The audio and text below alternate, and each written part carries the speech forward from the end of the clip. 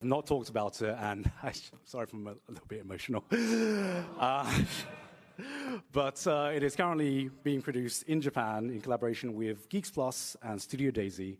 And we have some veterans on the industry working on it, including, obviously, Kevin Penkin and the director, Yoshimitsu Ohashi, who directed the new Code Geass, who is actually here with us right now.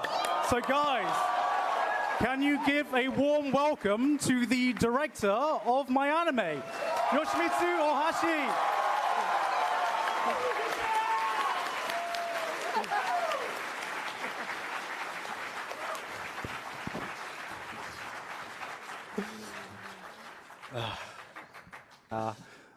Since I went with kind of a Thai-inspired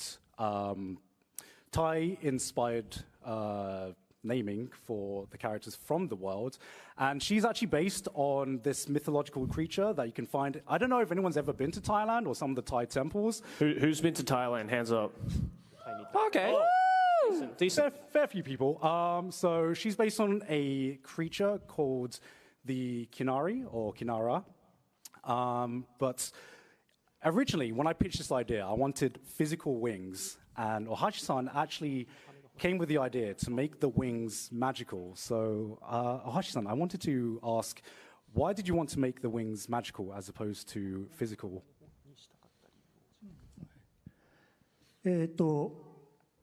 頭と腰に羽があるんですけど、動くときにすごく邪魔なんですね。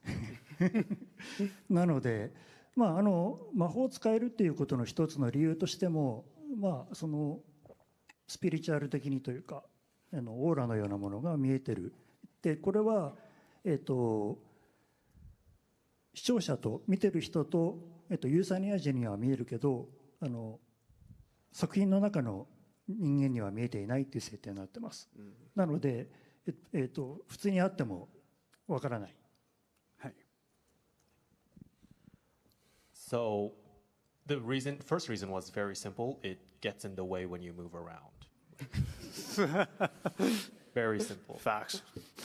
So it also puts some logic behind if the Kinara-based characters, the Euthanians, can use magic, then the wings could be something that's very spiritual and not existing in the real life. And since these are spiritual wings, Euthanians can see each other's wings, but Earthians, people on Earth, will not be able to see them. Humans? We have a name. Apologies. So humans are not able to see them, whereas Euthanians can use magic, so they are able to see the... Oh, okay. That's cool. Yeah, and so a little bit of history about how her character arc came to be. A lot of her character arc is actually based on Sydney. Oh, cute. When I wrote the screenplay, it is a story about traveling far away from home, and Sydney did exactly that. Yeah. Traveling all the way to England. So a lot of her character is based on Sydney's experiences traveling from a faraway place, and we like to say that she's our daughter, right? Yeah, because you said that the character has a bit of my personality and your insecurities. Yes. I gave her Sydney's energy and confidence outwardly and my insecurities. So I don't know what kind of a parent that makes me. Honestly. But I learned a lot from working on this anime for a year and a half. Obviously, coming as a critic to now actually making an anime, there's a lot for me to learn. And a lot of the times, Ohashi agreed on a lot of things. He definitely saw the kind of visions that I had. But there were actually some times when there were some disagreements. So this is Rin's color designs. And originally, I wanted this series to feel natural, and I chose the darker hair. And this was, for the first time in my life, I was in a meeting, and everyone around me said, hey, we think that your opinion is just wrong, actually. So Ohashi-san, do you want to explain to the crowd exactly why you thought the lighter hair color was more suited for Rin? 実はもっと黒い髪のバージョンもあったんですね。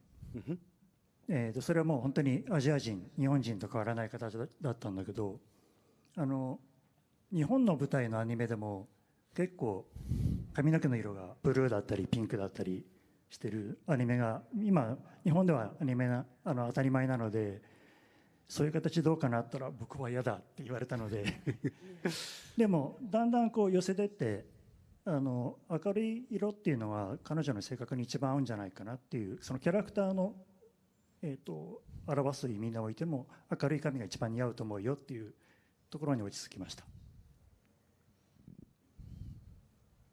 So there was actually an even darker version of her hair, close to a black hair.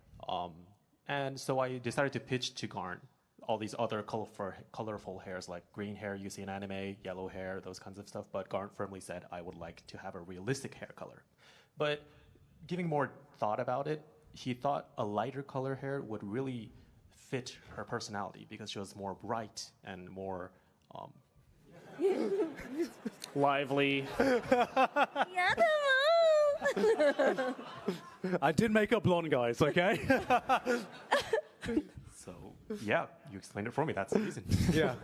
And I guess one of the biggest things that I learned was that one of the reasons they wanted her to have a lighter hair color was that they highly advised me that having a lighter hair color would make her feel more like a main character.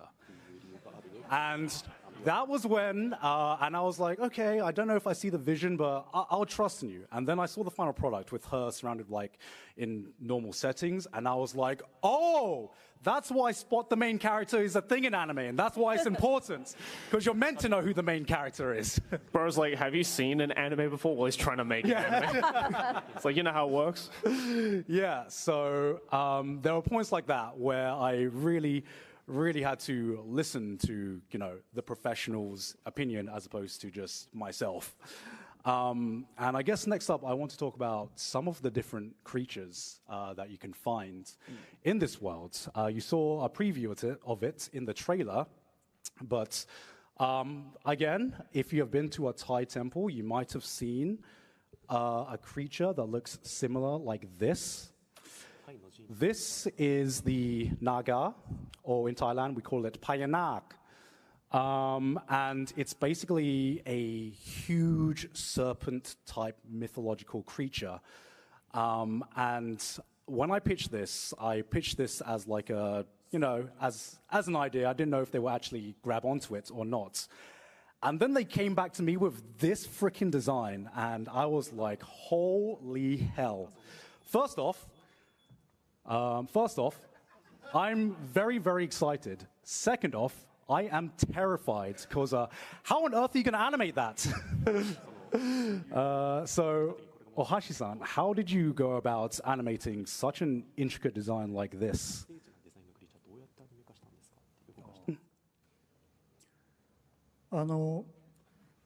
手書きにするか、3D にするかっていう問題もあって、デザインをリッチにすると手書きではすごく大変で、3D にすると、アニメのいい感じにこのマッチングするのができなくなったりとかすることもあるので、非常に悩んだところではあるんだけど、実は 3D で、表現されている部分が多いんですけど、手書きの部分と 3D の部分は意外と作品で見てもらうと分かると思うんですけど、マッチしてると思います。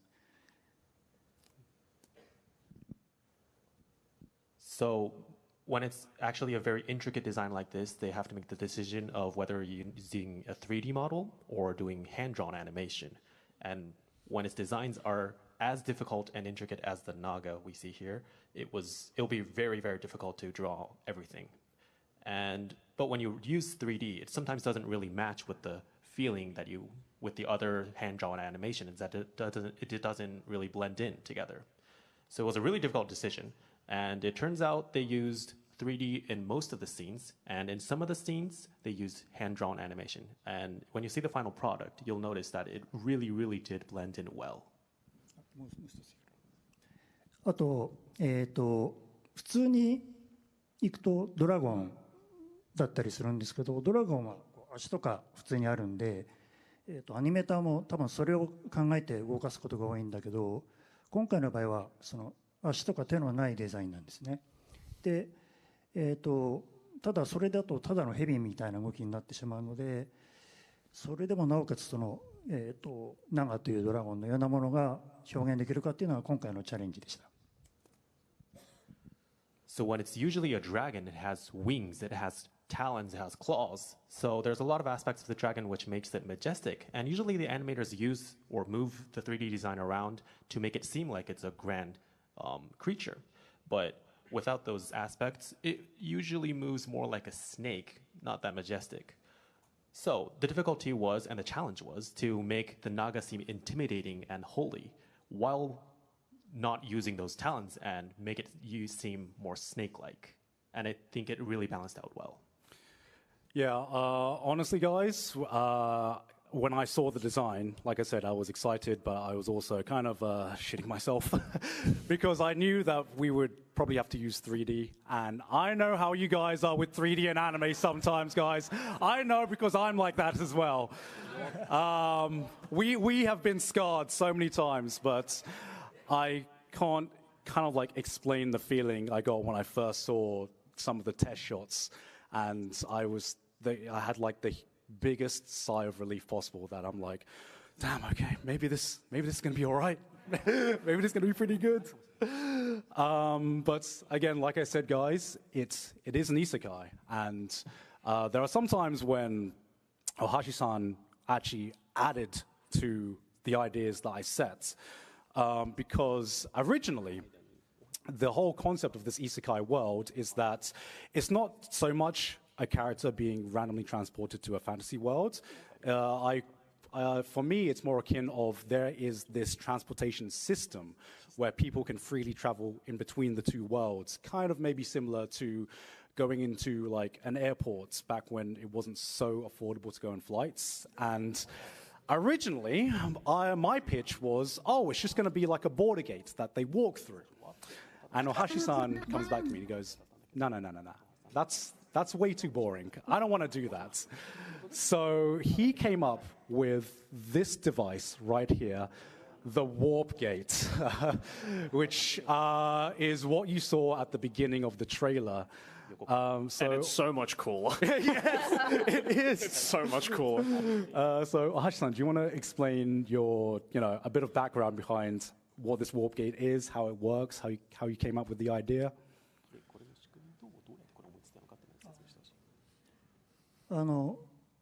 最初はどこでもドアでいいんじゃないって話をしたら、それは嫌かなって言われたので、もうちょっとじゃあリアリティって考えた時に、実はこれ3000メーターぐらいの高さがあるんですけど、もっと高いの僕は想定してて、で宇宙服を着て、でそこから移動するっていうアイデアを出したら、いやそれだと SF すぎるので、もうちょっとその身近なものにしたいっていうガントさんからの意見があって、ではじゃあもうちょっと低くして、身近にあるエレベーターとかモノレールで行ける、エアポートみたいな場所にしようっていうのがこの形になってます。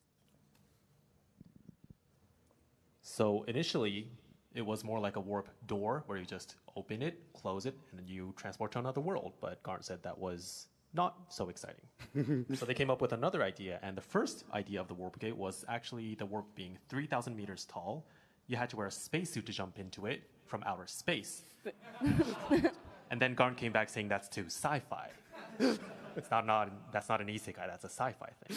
So Ohashi-san decided to lower the gate and make it seem more like an airport, which is kind of accessible by human beings, but not so much that you have to wear a spacesuit. Yeah, one thing I discovered during this process is, obviously, as you guys know, I'm a big fantasy fan.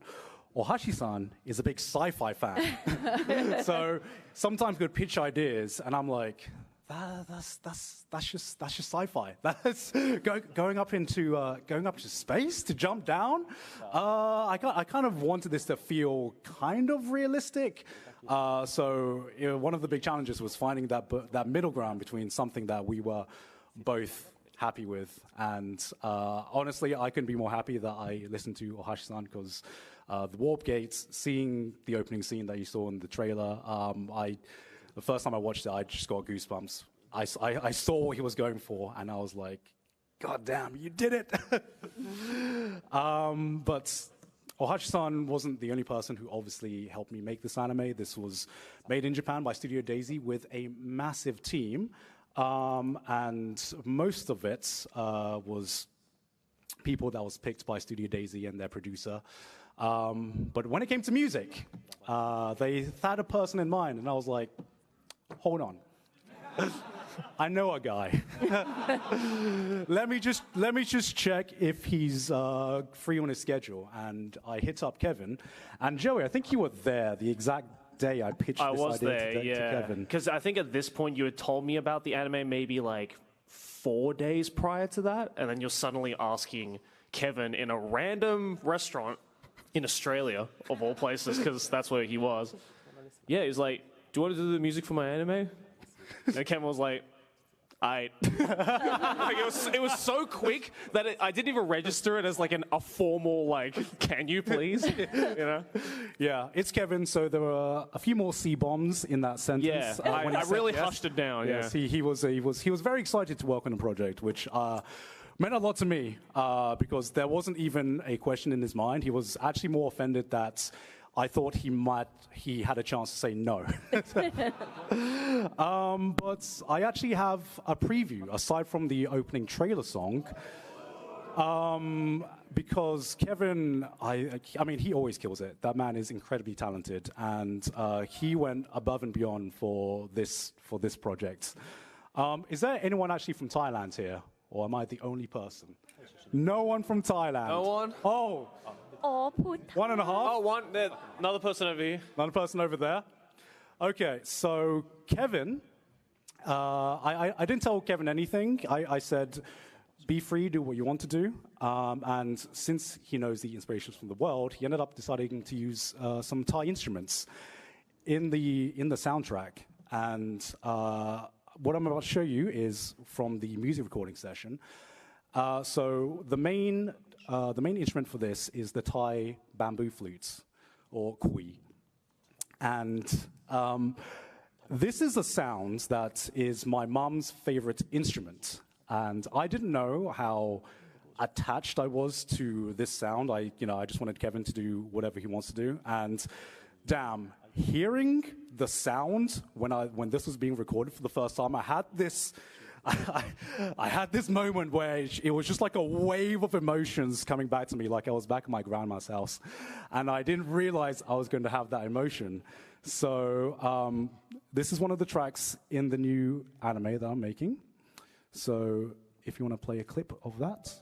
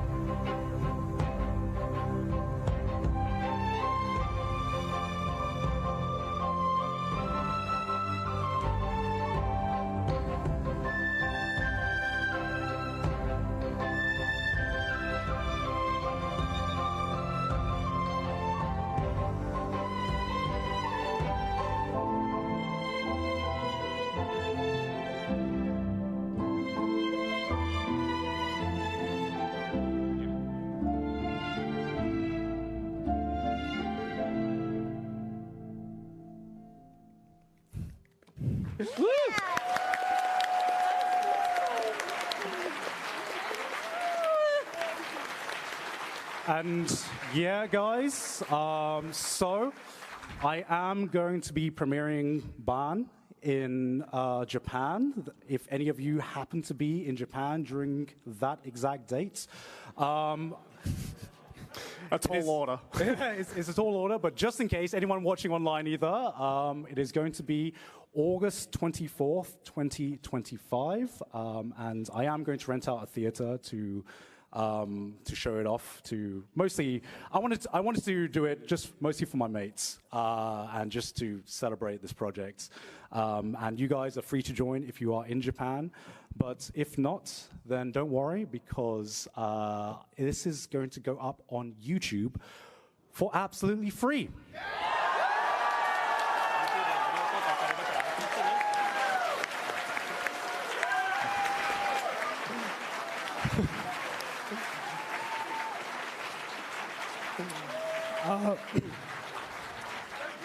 So look out for that and more information when that eventually gets released. And that was my anime, guys.